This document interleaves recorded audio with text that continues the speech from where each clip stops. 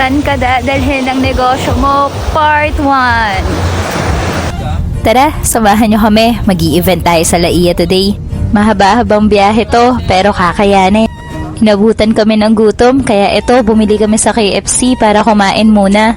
First time nga namin mag-i-event dito sa Laia, kaya na-excite din kami.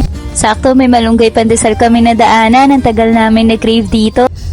3 hours din ang biyahe papunta dito sa Laia. Ang daming resort dito, ang gaganda. Finally, nandito na kami sa Netanya de Laia. Dito gaganapin ang kasal. Beach wedding nga pala to, kaya kahit kami na-excite. Umpisahan natin ngayon. Last time, nag-Zambales kami. So, ngayon lang ako gagawa ng vlog. Pero, eto, nasa Laia, Batangas kami today. Ganda. Nagsaset up na din tong mga tao namin habang ganito ang view. Sobrang thankful kami sa mga client namin na binubuk kami kahit malayo at kahit mahal ang transport fee, makapunta lang kami. Sa sobrang chill dito, napapaisip na din ako magbakasyon. Kaya sa mga nagbabalak din magbakasyon dyan, PM nyo na to, Netanya de Laia. Sobrang ganda, payapa at sobrang linis dito. Tapos na din pala kaming mag-set up, waiting na lang kami sa mga bisita.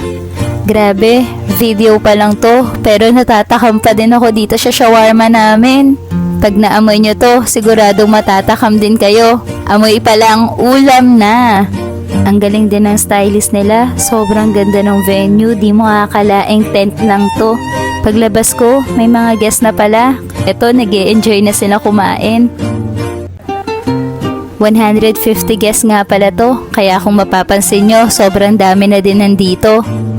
Mas masarap kapag mainit pa ang shawarma, kaya kami lagi binabalik-balikan ng mga guest. Sinisigurado namin na lahat ng guest masasarapan para hindi sayang ang bayad ni client. Kaya from pita, meat and sauce, lahat yan bago at fresh, kaya laging masarap. Super happy ng client namin, nag-feedback agad sila. Nakakakilig yung mga ganitong feedback, nakakatuwa. At dahil nasa Batangas na kami, kakain na din kami ng Lomi Batangas. Tikman natin kung masarap. Tada! Lomi Batangas! Kaso parang natin special. Comment down below naman kung may mas masarap pa dito. Gusto din talaga namin laging busog tong mga crew namin dahil alam namin ginagawa nila ng maayos yung work nila. Pauwi na nga kami dito. Ayun lang. See you sa next